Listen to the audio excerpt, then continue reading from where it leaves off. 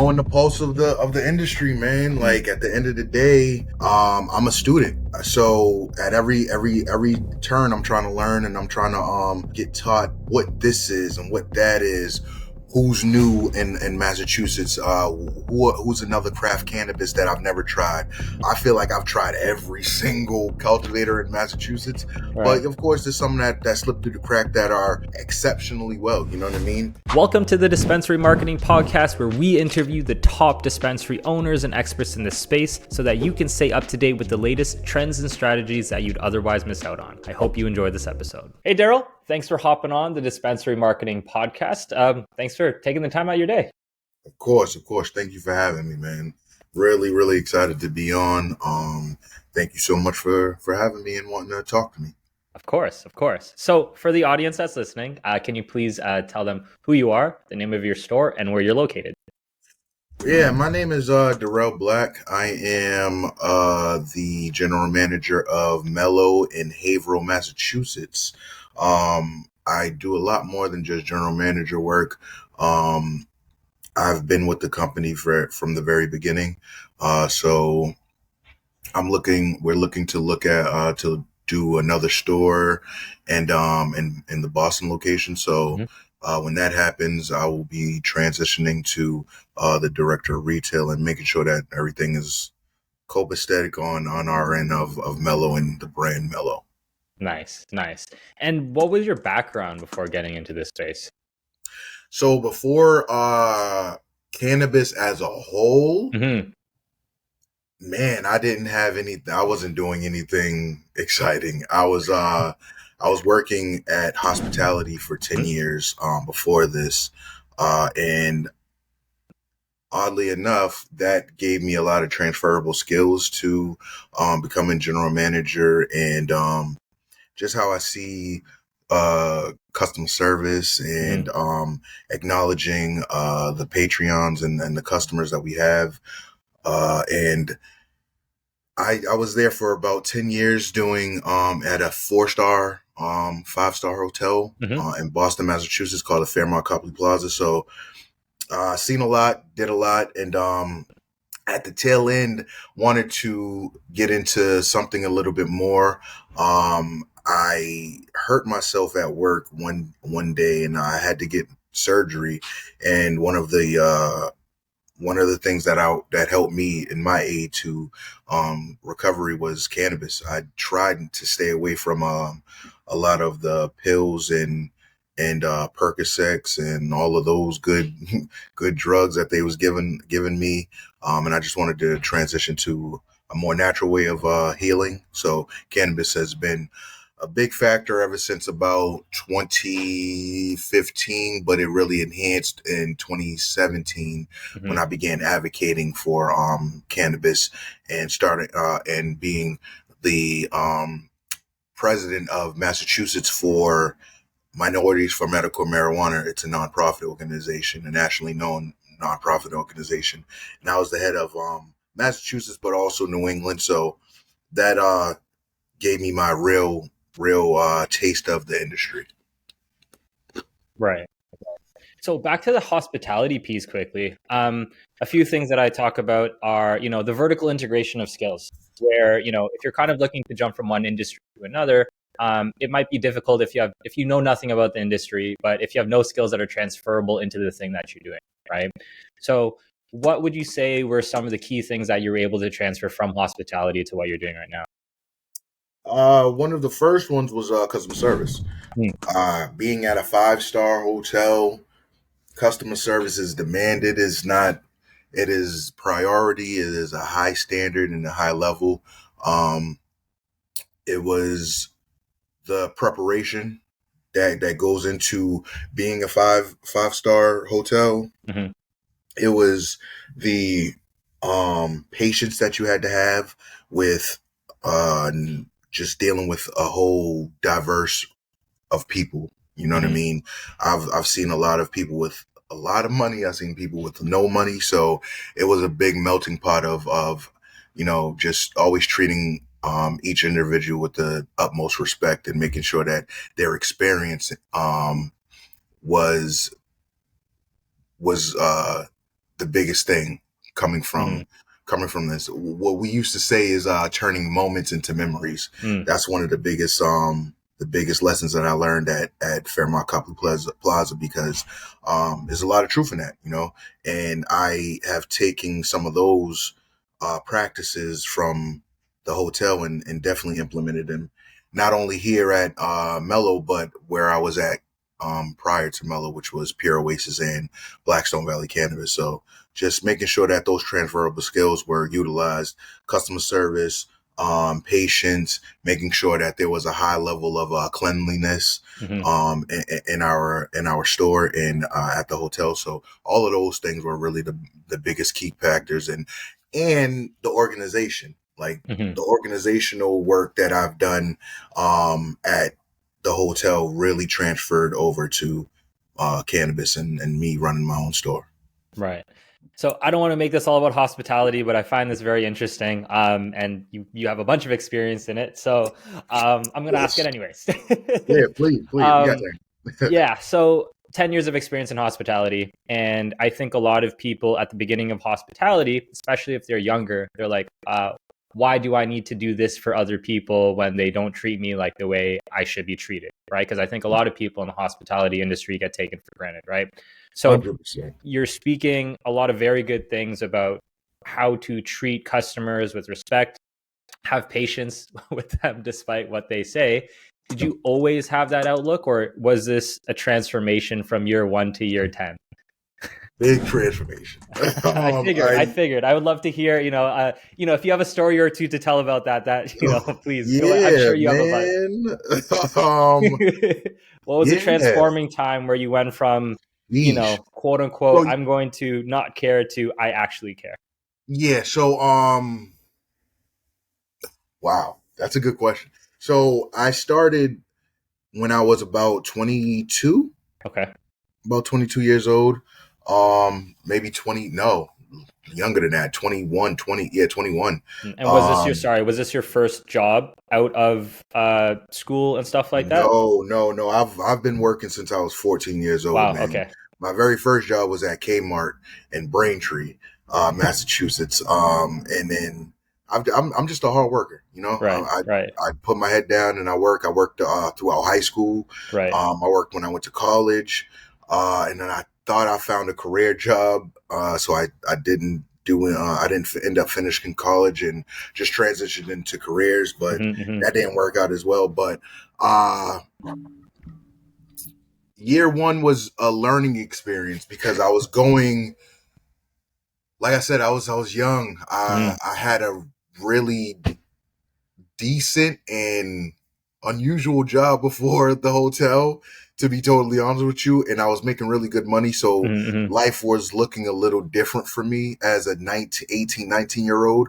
Um, so to maintain that lifestyle, um, was hard. It was Hmm. hard to do that with just the hotel. Hmm. And that was probably my first in my face reaction to just, shell shock to Sure. life. Like I said, I was making good money, decent money for very good money for an 18, 19-year old. Hmm. And when that ceased to stop, going to the hotel was a big transition. I've always been a person that just want to work, and I come from sports. I played sports in high school, going into college. Very big into just discipline. You know what I Hmm. mean, and Hmm. doing what you got to do, getting the job done, and passing it off to the next person so that it's just easier for the very next man. At the hotel, everything was hard. Everything was hard. So I worked in the back of the house. So I did a lot of cleaning, cleaning rooms, cleaning the hotel hallways and things of that nature. So I didn't like it at first, man. I did not, I'm but sure. I was young and I Hmm. knew that this was a good job because we were unionized. Hmm. We we had the backing of a union, and it wasn't just it was a privilege to what I was always taught with a lot of my coworkers and staff members over there. It was a privilege to have the job because we have union, we get paid very well. So this is a good landing spot for a career change. Mm-hmm. That's what they taught me. At first, I didn't want to hear that. I was 22, 23. I was working night shifts. I was working overnights. I was working 3 to 11. I was working 11 to 7, not really having the time to myself, but knowing that I'm young, that I'm ambitious and I can do anything I set my mind to. So going into there, but when I start to see um, other ways of income at this job, so doing banquet work, doing uh, event work, just spreading out my wings and seeing the other ways to monetize my money at this one spot, that's when things came a little bit better for me. And I was just like, well, if I just, stay here and do the back end work, but also on my days off, if there's opportunities for me to do banquet work, I can just do that. Mm-hmm. So year 2, year 3, year 4, I was settling, making sure that everything was right. And at year 5, that's when I started to realize like maybe there's more that I'm just not seeing. There's a lot of great skills that I'm learning here, but talking with some of the managers, talking with some of the supervisors, knowing that I actually get paid more than them and it's not the right way to go, and it's really just a title thing that they're chasing. It made me look at hospitality a little different. I had my eyes set on regional director of and going to different hotels and making sure I put an imprint on those staff members, but I didn't think that was something. There was a lot of political ties inside of my business and my company, just because we're a 5-star hotel. We were the host and the hotel for the Boston Marathon, like every single year. So there's a lot of political ties that you had to do, and I wasn't in the right frame, my right mind frame for that. I was young, I was 25, 26, and I just wanted to know more. And that's when cannabis came, about 2016, 2017. I started learning more and more about cannabis, knowing that, we just put everything on the ballot, and we voted for this to come online for recreational use, for medical use. So we're immersed in everything right now. 2016 that happened. So I was just more intrigued about the cannabis industry more than anything. And when I got hurt in 2017 and started to, I was off for about 3 months at work because it was such a rigorous job on the body. I had to take 3 months off, and that gave me an opportunity to really sit down, learn the rules, regulations, not only in Massachusetts, but also in Colorado and California, learning how to be different inside of the industry and doing advocacy work. I'm all about Black, brown, and minorities getting the same opportunities as everybody else in this industry. So, one thing I wanted to do was going to a nonprofit organization that focuses on Black, brown, and minority people. And that's where Minorities for Medical Marijuana came from, M4MM. So, my first time going to a convention was NECAN 2017, and meeting Roz McCarthy on a panel, and she's the founder of Minority for Medical Marijuana, and that day changed my life. Nice, nice. I mean, there's a bunch to unpack. I'm glad I ended up asking that question, Yeah, because the good thing about these podcast formats, it allows me to get like a much deeper insight onto the guests that I'm interviewing, right? And like yeah, immediately, the mindset of working the 9 to 5 and then working the 10 till 6 or whatever it is after that, right? I don't think a lot of people necessarily have that in them. There's a lot of people out there where it's just like, it seems based on what they're saying, they want more handouts than actually working and doing the thing. But at the same time, I think it does take somebody with the mental fortitude to go through hospitality for so long to be able to do all these things. And I couldn't even imagine the amount of people that you probably had to deal with, because hotels are one of the very few 24/7 businesses and one yes, of the sir. very 24/7 service businesses as well. Yes, So sir.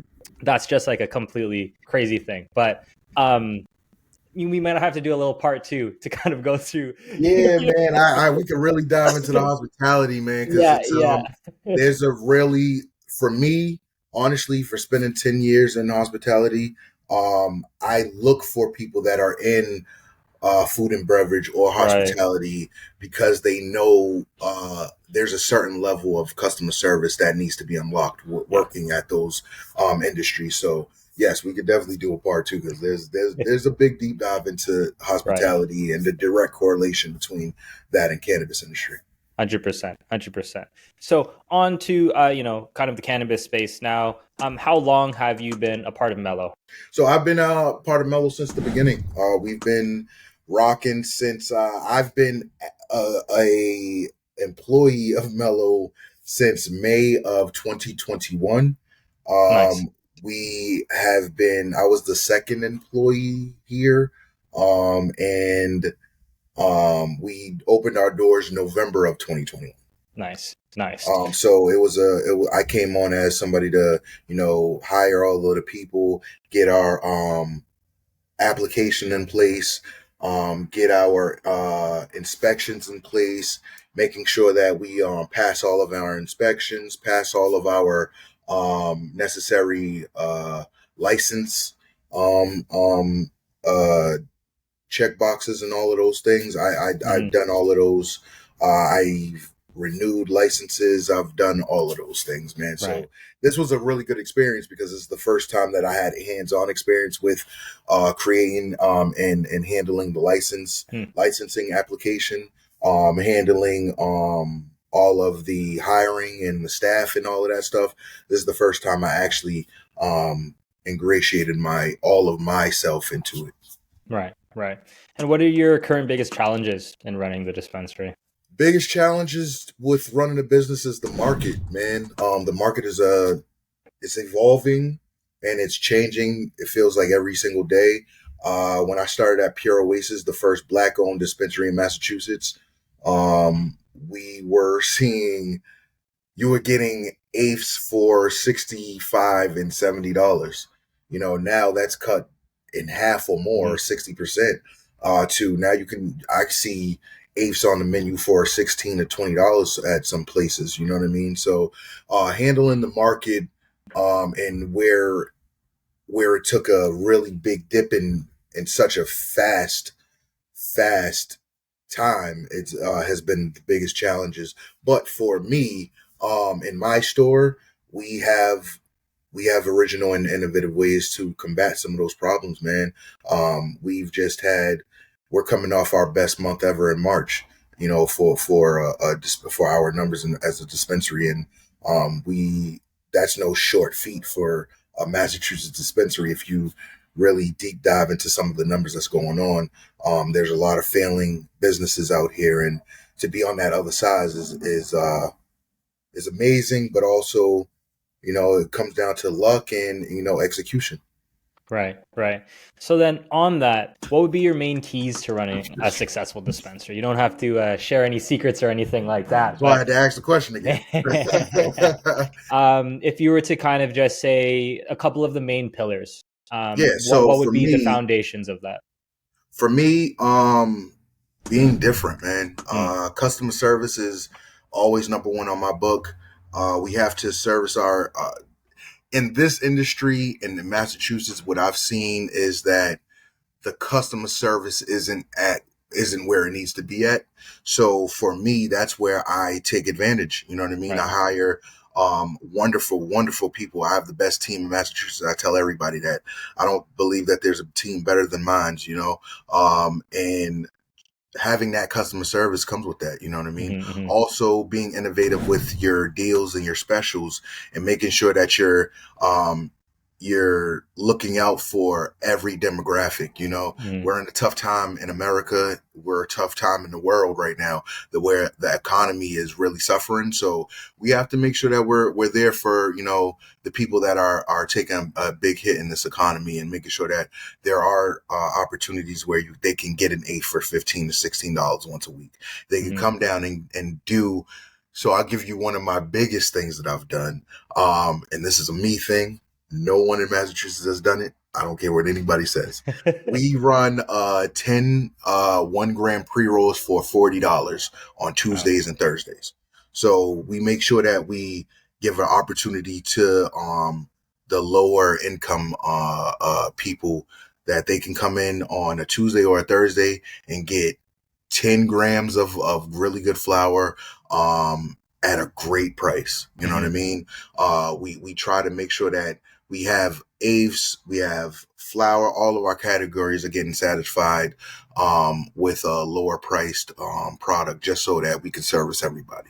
Right, right. But before we get into that, I've realized that after all of these interviews, dispensary owners need a safe space where they can ask the questions that Google doesn't have the answers for. So what I've done is I've created the world's first dispensary owners mastermind group, where it's an environment of like-minded individuals who can help make each other's lives easier and also make more money in the process. So if that's something that you're interested in, please check out the links in the description below. Now on to the rest of the show. You mentioned good flour, right? And I think good flour means different things to different people. Mm-hmm. Uh, in a couple of my past interviews, there was an emphasis on testing. Other people have an emphasis on staff curation. Other people have an emphasis on customer feedback. Where do you fall in when you're looking to curate your products and trying to figure out what the next thing is that people want to buy? Knowing the pulse of the industry, man. Mm-hmm. Like at the end of the day, I'm a student. So at every turn, I'm trying to learn and I'm trying to get taught what this is and what that is. Who's new in Massachusetts? Who's another craft cannabis that I've never tried? Mm-hmm. I feel like I've tried every single cultivator in Massachusetts, Right. but of course, there's some that slipped through the crack that are exceptionally well. You know what I mean? I have a team of great management. You know what I mean? My procurement manager, Kayla, is amazing. Me and her go out and just research, at least once or twice, at least once every 2 weeks. We take a couple of bud tenders out just so that we know what the pulse of the industry Mm-hmm. is.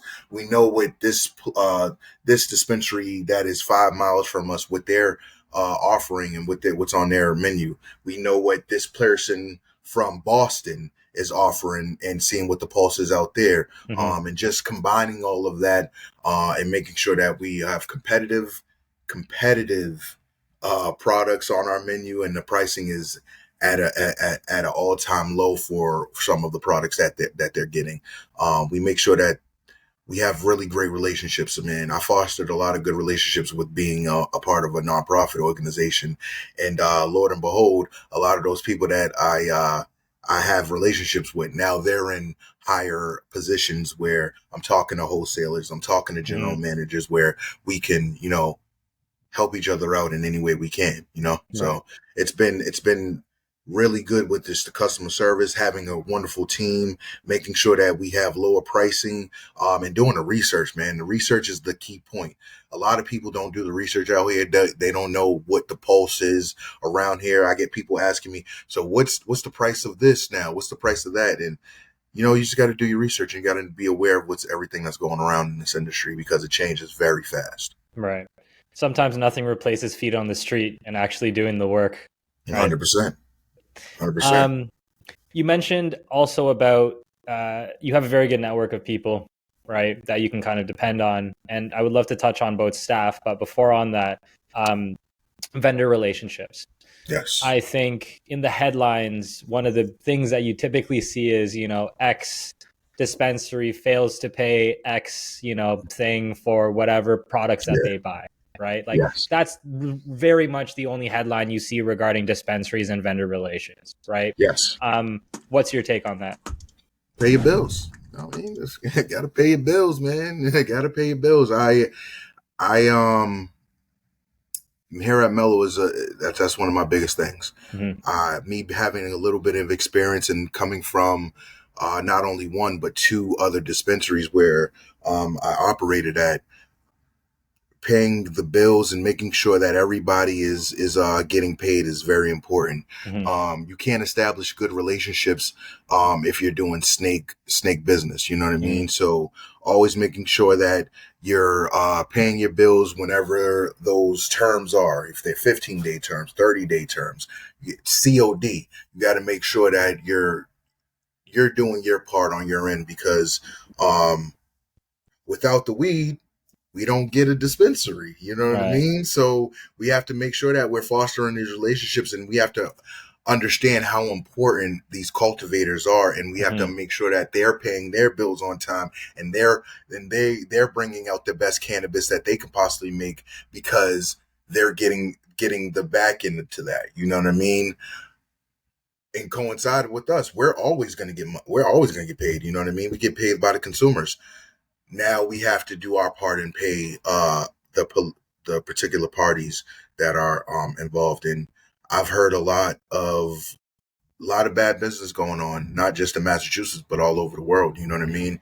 People think that just because this is a governed industry now that you can snake and do some of the worst things that you're not supposed to do in this type of business. You know what I Hmm. mean? At the end of the day, where we really come from, this is drug dealing, man. And if you don't pay your bills, if you don't pay, you know what happens. And unfortunately, there's not ramifications that go to those levels, but Hmm. except for, taking somebody to court, and now it's bleeding into legal money and legal costs and things of that nature. So trying to collect $5,000 from a dispensary now looks like $20,000 to $25,000 just because of legal fees. So Right.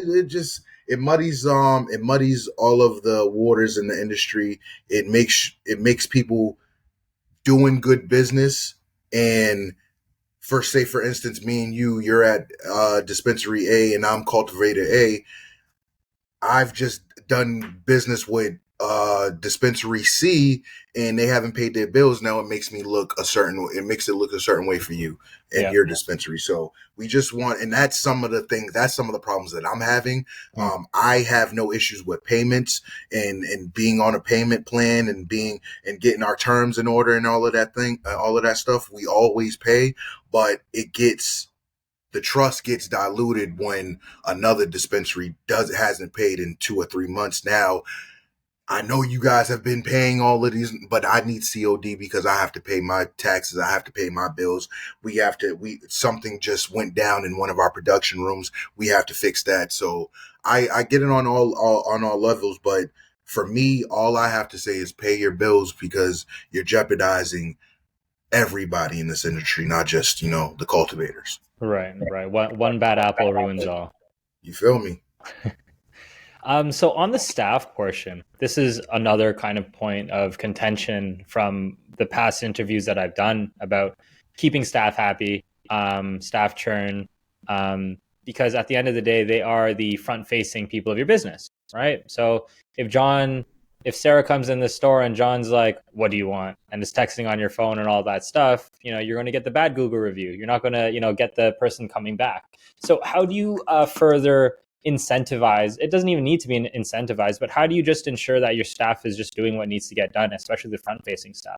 And then double, especially knowing that you were the 21 to 23-year-old that wasn't happy about the first job they had, and you have to kind of convince them to do something differently.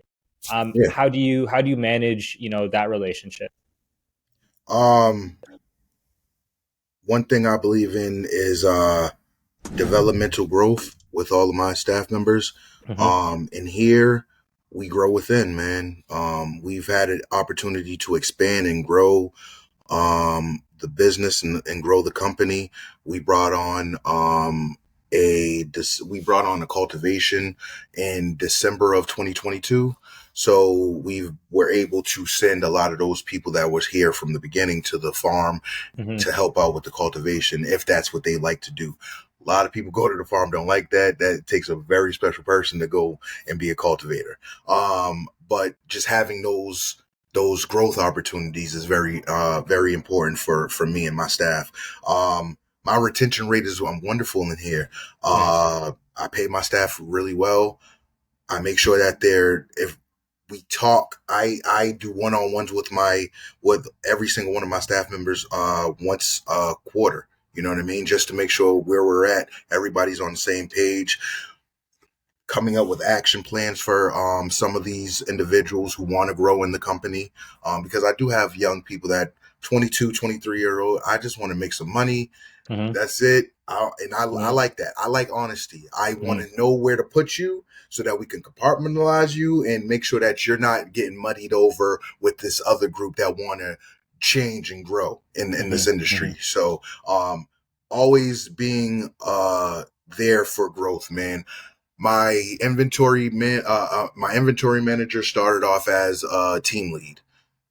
In 7, 8 months, she became the inventory manager. My retail manager was one of the first people that started at this position in October, before we opened our doors in November. Now and he started off as a bud tender. And now he's the manager of retail. I have that for a numerous amount of my team members. I love to see people grow in this industry. It's a very Mm-hmm. new industry, so as much as you can learn, it's just fuel and it's just putting all of that inside of your portfolio, man. And I want to make sure that this is the very first stop for everybody. You know, this is a long train ride. I got staff members that's 21 and 22 years old. I got to make sure that they know that this is just one stop on this Mm-hmm. train. We are going to develop you, make sure that you're able to go to the next spot, and show your ass to everybody else over at that other spot because of what you learned at Mellow. Um, and I don't lie. I don't lie about those things, man. I'm Right. very transparent. I'm very honest with my team, man. If I say I'm going to do something, I do it. We pay our staff very, very well, and my bud tenders, they keep their tips. You know what I mean? They have their own jar of tips, so you're walking away sometimes with $150 a day. You know what I mean? So my staff is really good, and happy staff produces really good numbers. And that's all I've been always telling the board. As long as we have a happy staff and we do the right things and Mm-hmm. right by them, listening to their ideas, listening to their suggestions, making sure that we incorporate them into this Mellow brand and how we're growing, they're gonna produce, and we're gonna execute, and you're gonna see it in our numbers. And that's what has happened. Mm-hmm. Mm-hmm. So proper compensation and then proper internal development for those that are looking for it. And don't lie. And don't and Don't don't lie. lie. You And know what I don't mean? lie. Transparent. Transparent, Exactly. man. Transparency. For sure. For sure. Where do you see the future of the cannabis industry heading?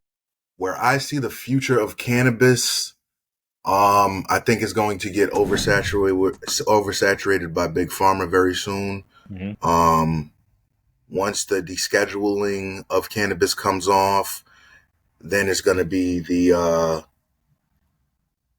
federal legality of cannabis, and once that happens, you know, now you're going to start to see the big pharma taking over, where you're going to get cigarette style cannabis, 12, 10 in a pack for $20, you know, Mm-hmm. $25. That's what we're gonna see. So in that time, we have to establish us as a brand. And that's been my biggest focus. Really focusing on and prioritizing Mellow as a brand, because I feel like you can market Mellow anywhere.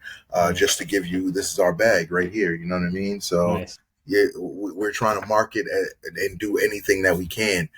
Some of the biggest things that I've seen in this industry is the nightlife, and taking that events type of space, and transferring it into here. And that's what we've been doing.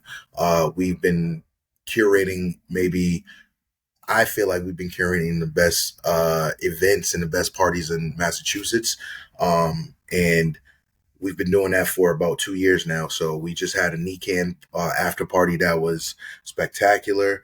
We just threw a strain release party, and we did a party in November for our anniversary. So we've been we've been getting the narrative of Mellow as the party vibe. So that's another way of just getting not only our staff more involved and more engaged in what we're doing, but also doing that for our customers and getting them more engaged in what we're doing. So those are Nice, some of the things that's been going on.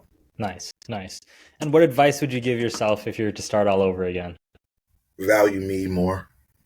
I would value what I bring to the table more. I've done I've done great work at Mellow, and I've done great work at Pure Oasis, and I'm very happy at Mellow. I'm very happy at Mellow, and they see my vision, and we are all on the same page. So Hmm. it's been a great ride here at Mellow, but you know I wish I could have had that type of environment at the very first start. Mm. So just learning from some of the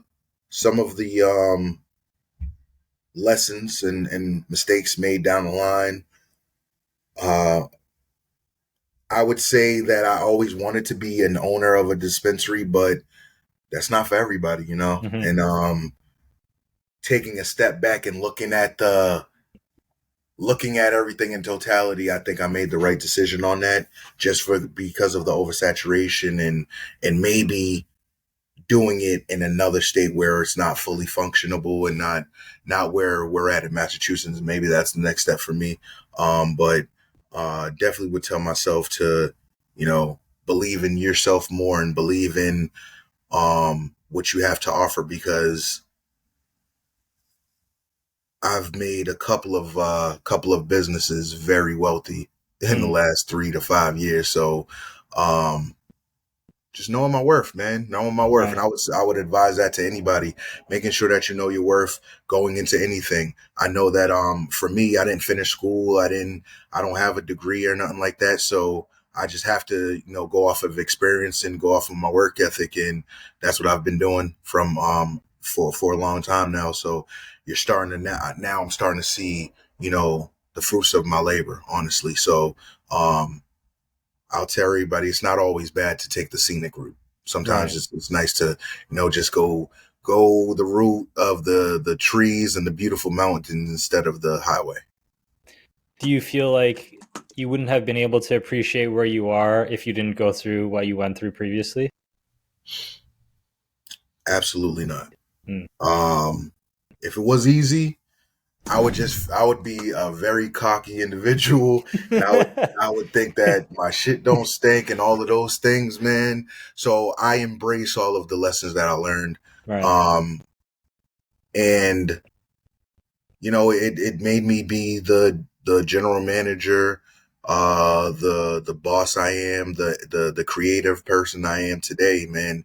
Just learning and hearing from some of the people that told me no and told me I wouldn't do this, and that this isn't right and that isn't right, and being just a progressive general manager, and making sure that those people out there and my staff, their mental health is a high priority for me. Hmm. Making sure that their personal life is in order. You know what I mean? That's what I want to display to them, and that's not popular everywhere. Hmm. But thank goodness I don't work for a large MSO where that's taught. You know what I mean? Thank goodness I work for a company that actually gives a damn about individuals and people instead of just a badge number.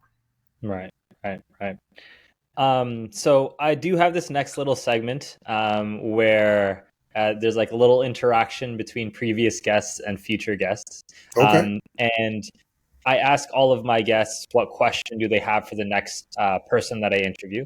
And this is a question from the previous guest. And they asked, what's the best return on investment marketing strategy you've been able to implement?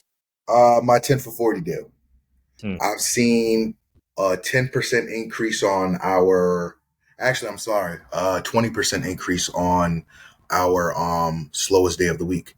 So we implemented that on a Tuesday. We were making $18,000 that day. Hmm. That was like the average for that day.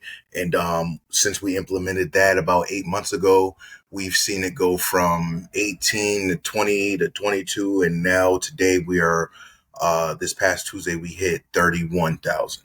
Mm-hmm. So that has been the biggest return on my investment is, and sometimes you have to, if you can get pre-rolls from a third party for $3 and take that uh dollar hit, you'll see it in the numbers. And sometimes you have to do that. But now we're about to start marketing our own flower and putting our pre-rolls into that deal. And now we'll see a lot more out of that deal and Right. see the return on investment grow even more out of that. Because the margins are much better on that. Exactly. Right. Our Right. margins right now are probably 45.8% for that day. So we know It's where not we're taking terrible. it at. I've seen worse. Or Trust me. I've heard a lot worse. So you guys, Most people are in Massachusetts. Some people are at 35%, and they're very happy with that. So yeah, I yeah, have never been lower than 40%, and I will yeah, never get lower than 40%. But for totality, I stay at that 50 to 52% range that's great. across all categories for my product. So That's great. I'm fine with taking a little hit on the pre rolls if as long as we make that up over edibles and or flour. You know what I Right, mean? right, right. And what question do you have for the next guest that I have on? Oh, and this isn't going to be quantified over numbers, Mm-hmm. but I want to know what is for the next person. What is the biggest draw to their dispensary? Is Mm. it location? Is it because they have a parking lot? Is it because of the menu? Or is it because it's a boutique craft cannabis and they have the finest of products in their store? So I would love to know what is the number one draw for customers to come to your dispensary. Awesome, awesome. So what's next in store for both yourself and for Mello over the next little while? Hopefully growing, man, growing and expanding this business and this brand and this company. We started off as a mom and pop store, but we're looking at store number two, hopefully coming online sometime in 2024. We are hoping to expand to possibly even store number three, and possibly going into a different market and going into a different state. Uh, with me, I have my own business called Let's Talk Weed. So I want to spend a little bit more time and prioritize Let's Talk Weed. It's an educational platform where I partner with the Cannabis Control Commission in Massachusetts. It's called the CCC. And we just do educational panels about the nuances and what's going on in the cannabis world. The last one was July of last year, where we had one of the commissioners from the Cannabis Control Commission come on, Dr. Bruce Stebbins, and we talked about social consumption in Massachusetts, something that is very up in the air. We don't know what's going on, but we got we got the okay that we can have it. So we just don't know where we stand. Social consumption is very big for us, and we would love to know where we're moving from with that, because I would love to be an owner of a social consumption spot, but we just have to figure out if we could smoke in there. If there's certain nuances that we got to figure out, Sure, and sure. that's what I bring, and I do panels and I do events where we just get um that educational information just so that we can know what's going on in the world of cannabis. So Right. focus on that and growing this business called Mellow, man. Mellow was a great place. I feel like we have some of the best flower in Massachusetts. With our space candy, it actually won third place in the Nikan Cup in March of this year. And my actual storefront, Mellow, our dispensary, is a 5-star rated storefront for Nikan as well. So we're just trying to grow off of some of those motivating factors that just happened, man. We have a lot of momentum going into 2024, and we would want to continue that. Right, right. And lastly, where can people find you if they want to get in touch? So you can find me at on LinkedIn for my professional stuff. You can find me on LinkedIn at Derrell Black, Derrell, Black as the color, Black. That's also on my Facebook as well.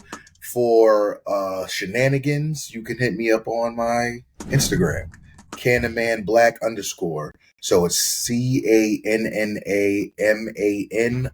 Black BLACK _. That's where I focus on just the brand of Let's Talk Weed and Derrell Black, and then you can find us at Mellow Cannabis on Instagram and across all socials, Mellow Cannabis. Awesome. Awesome. Well, Derrell, I just wanted to say thank you for taking the time out of your day to hop on this podcast. You have an incredible wealth of information, and I know we barely touched the surface. There's a Barely. lot of hospitality stuff that I think would be incredibly interesting to be able to transition into what the cannabis space looks like. But just from what you're saying, by the way you handle your relationships with your staff, the way you handle relationships with your vendors, and just the way you see yourself input into Mellow as a business as a whole, they definitely got a good one. And whoever lost you definitely had a massive loss. So again, thank you. Every time I see them, I smile and say I'm great. And I'm glad. I'm very, very glad. I think the environment where you can be empowered to be as successful as you can possibly be is a great environment to be in. And sometimes you don't realize that environment until you're outside of a different one. So again, 100%. Now, I just want to definitely shout out to my team, man, and shout out my the ownership and the founders of Mellow for just like you said, man. It's hard to find people that actually value your opinion, value your ideas, and listen and actually let you implement some of those things. right.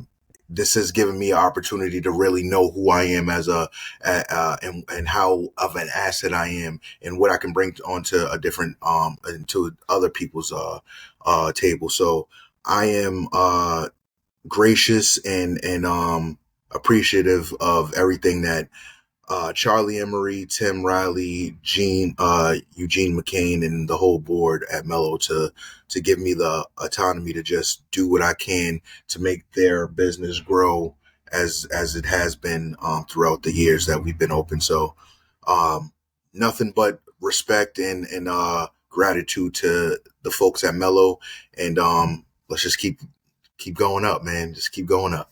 Keep pushing. Keep pushing. Yes, Well, thank you very much. That's it for the Dispensary Marketing Podcast. I'm your host, Brandon Kwan. And until next time, I will see you guys later. Thank you for listening to this episode of the Dispensary Marketing Podcast. My name's Brandon Kwan, and I'm the founder of Cannabud Marketing, the #1 marketing agency of choice for dispensaries, both in the United States and in Canada. If you ever want to get in touch with me about any marketing strategies, tips, and tricks, I can definitely help you. Just go visit our website at cannabudmarketing.com. That's CANNABUD marketing.com, or just check the links in the description below. Until next time, talk to you later. Bye.